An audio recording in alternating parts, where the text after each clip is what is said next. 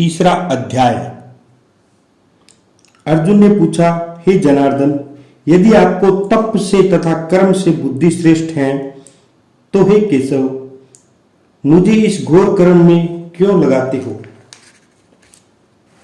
मिले हुए वचनों से आप मेरी बुद्धि को भ्रम में डाल रहे हैं। निश्चय करके मुझे बतलाइए जिससे मैं कल्याण को प्राप्त हो जाऊं।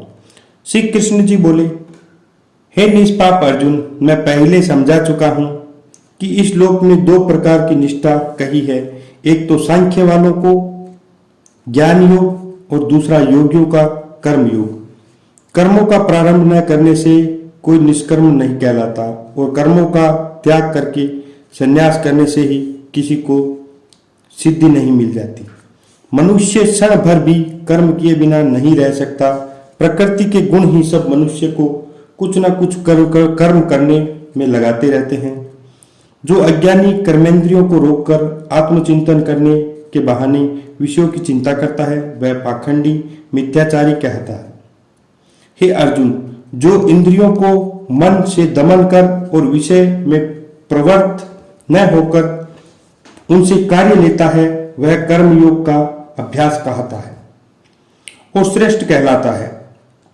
तुम अपने धर्म के अनुसार नियमित कर्म करो, क्योंकि कर्म से न करने से कर्म को करना अच्छा है। बिना कर्म किए तुम्हारे शरीर का निर्वाह नहीं हो सकता। हे कौतिक, यज्ञ के निमित्त किए जाने वाले कर्मों को छोड़कर जितने कर्म हैं उनके करने से मनुष्य को बंधन होता है। अतएव तुम फल की इच्छा त्याग कर यज्ञ के लिए ही कर्म करो। सृष्टि के प्रारंभ काल में ब्रह्मा जी ने यज्ञ सहित प्रजा को उत्पन्न कर प्रजा से कहा कि यज्ञादि कर्म करके वृद्धि को प्राप्त होंगे। यही सब कर्म तुम्हारे निमित्त कामधेनु होवेंगे। इस यज्ञ से तुम देवताओं को संतुष्ट करते रहो और देवता भी तुझको संतुष्ट करेंगे। इस प्रकार परस्पर बर्ताव करते हुए तुम और देवताओं कल्याण को प्राप्त हो जाएंगे।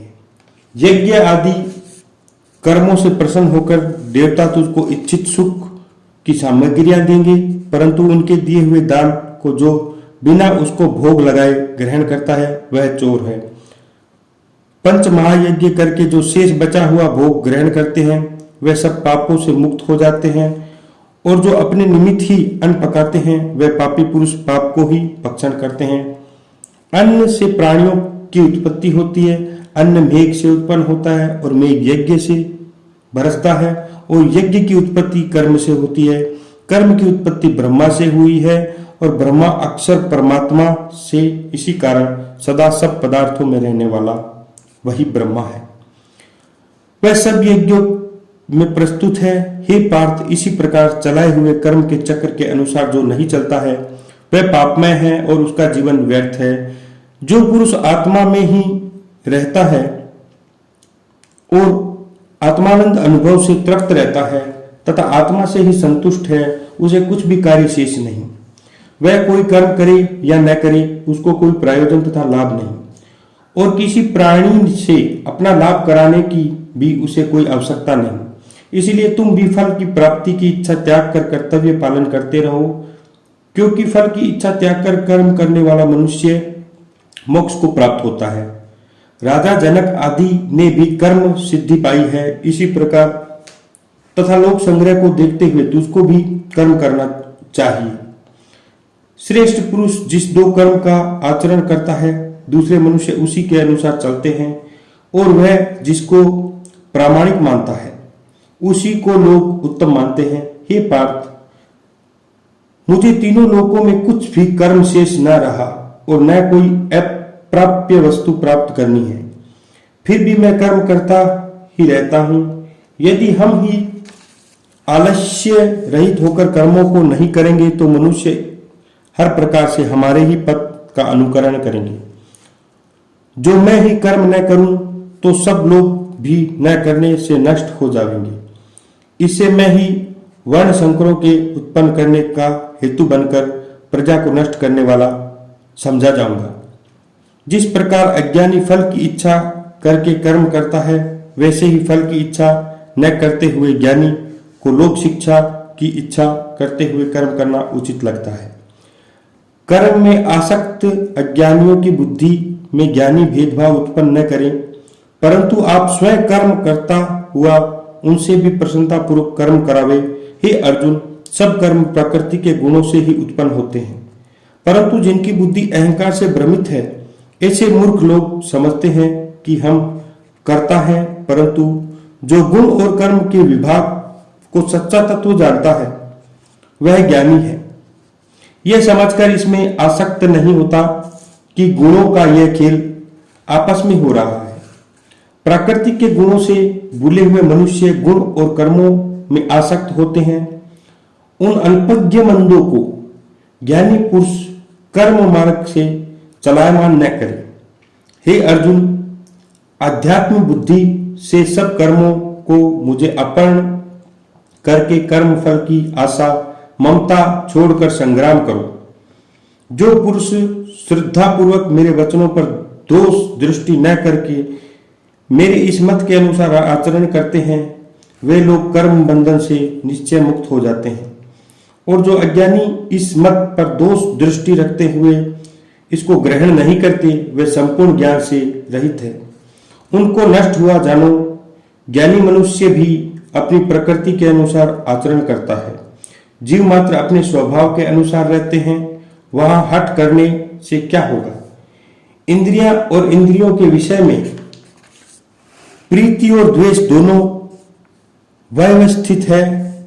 इन राग द्वेष के वश में न होना चाहिए, क्योंकि वे मनुष्य के शत्रु है। अपना कठिन धर्म भी दूसरे के सहज धर्म से हितकर होता है। स्वधर्म में मरना भी कल्याणकारक है, परंतु अन्य धर्म भयानक है। अर्जुन बोले, हे कृष्ण, पुरुषों को पाप करने की इच्छा न होते हुए भी कौन उसे बालात पाप मार्ग पर प्रवृत्त करता है। श्री कृष्ण बोले, हे अर्जुन, रजोगुण से उत्पन्न होने वाले काम और क्रोध मनुष्य को पाप मार्ग में ले जाते हैं। इनसे उत्पन्न इच्छा कभी तृप्त नहीं होती। ये महापापी और घोर शत्रु है। जैसे धुआं से अग्नि, धूल से दर्पण और झिल्ली से गर्भ का बालक ढका रहता है, उसी प्रकार विषय की इच्छा से आत्मज्ञान ढका रहता है। हे कुंती पुत्र, इस शत्रु काम को करके ज्ञानियों का ज्ञान आच्छादित हुआ है और सदा अग्नि की तरह तृप्त नहीं होता। इंद्रिया, मन और बुद्धि इस काम के आश्रय स्थान है। इसके सहारे विषय इच्छा ज्ञान को आच्छादित करके जीव को मोहित कर लेते हैं। अतएव तुम सर्वप्रथम इंद्रियों को वश में करके ज्ञान और विज्ञान को नष्ट करने वाले सकाम को जीतो। कहते हैं कि इंद्रियां प्रबल है और इंद्रियों के प्रबल मन है। इस प्रकार जो बुद्धि से परे है, उस आत्मा को जानकर निश्चयात्मक बुद्धि से मन को निश्चल करके ही महाभाव तुम उस शत्रु को जीत लो। बोलिए श्री कृष्णचंद्र भगवान की जय। तीसरे अध्याय का महात्म्य। नारायण जी बोले, हे लक्ष्मी, एक महामूर्ख शूद्र अकेला ही एक वन में रहता था। बड़े बड़े अनर्थों से उसने बहुत सा द्रव्य इकट्ठा किया। किसी कारण से वह द्रव्य जाता रहा। अब वह शूद्र चिंतित रहने लगा। किसी से पूछता कि ऐसा उपाय बताओ कि द्रव्य पृथ्वी में होवे, मैं निकाल लूं। किसी से कहता कि कोई अंजन बताओ जिसे नेत्र में डालकर पृथ्वी का पदार्थ निकाल लूं। तब किसी ने कहा, मांस मदिरा खाया पिया कर। वह वहां खोटा कर्म करने लगा। एक दिन धन की लालसा कर चोरी करने गया। रास्ते में चोरों ने मार दिया। अनंतर उसने प्रेत की योनि पाई। उस योनि में उसे बड़ा दुख हुआ। वह वट वृक्ष पर रात दिन चिल्लाया करता कि कोई ऐसा है जो मुझे इस अधम देह से छुड़ावे। कुछ समय बाद उस शूद्र की स्त्री से पुत्र जन्मा। जब वह बड़ा हुआ तो एक दिन अपनी माता से उसने पूछा, मेरा पिता क्या व्यापार करता था और देहांत किस प्रकार हुआ। तब उसकी माता ने कहा, बेटा, तेरे पिता के पास धन बहुत था, पर वह यूं ही जाता रहा। धन के चले जाने पर वह चिंतित रहने लगा। एक दिन धन की लालसा में चोरी करने गया, परंतु मार्ग में चोरों ने उसे मार डाला। तब उसने कहा, हे माता, उसकी गति कराई थी? तब माता ने कहा, नहीं। फिर पूछा, हे माता, उसकी गति करानी चाहिए? उसने कहा, अच्छी बात है। तब पंडितों से पूछने गया और प्रार्थना करी, हे स्वामी, मेरे पिता एक दिशा में जाकर मृत्यु को प्राप्त हुआ है, उसका उद्धार किस प्रकार होवे? तब पंडितों ने कहा, गया जी जाकर उसकी गया कराओ, तब पितरों का उद्धार होगा। यह सुन उसने माता की आज्ञा लेकर गया को गमन किया। प्रयागराज का दर्शन करके फिर आगे की ओर चला। रास्ते में एक वृक्ष के नीचे बैठा। वहां उसको बड़ा भय हुआ। यह वृक्ष वही था जहां उसका पिता प्रेत योनि को प्राप्त हुआ। उसी जगह चोरों ने उसके प्राण हर लिए थे। तब उस बालक ने अपना गुरु मंत्र पढ़ा। उसका एक और भी नियम था कि वह अध्याय श्री गीता जी का भी नित्य पाठ किया करता था। उस दिन उसने गीता जी के तीसरे अध्याय का पाठ उस वृक्ष के तले बैठकर किया। वह पाठ उसके पिता ने प्रेत की योनि में सुना। सुनते ही उसकी प्रेत की देह छूट गई, देवदेह पाई। स्वर्ग से विमान आए। वह विमान में चढ़कर उसके सामने आया, आकर आशीर्वाद दिया और कहा, हे पुत्र, मैं तेरा पिता हूं जो मरकर प्रेत हुआ था। इसी तेरे पाठ करने से मेरी यह देवदेही हुई है। अब मेरा उद्धार हुआ है। तेरी कृपा से मैं स्वर्ग को जाता हूं। अब तू गया जी में अपनी खुशी से जा। इतना सुनकर पुत्र ने कहा, हे पिताजी, कुछ और आज्ञाओं का जो मैं आपकी सेवा करूं।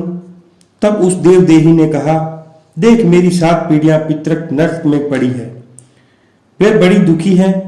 अब तू गीता जी के तीसरे अध्याय का पाठ करके उनको इस दुख से मुक्ति प्रदान कर।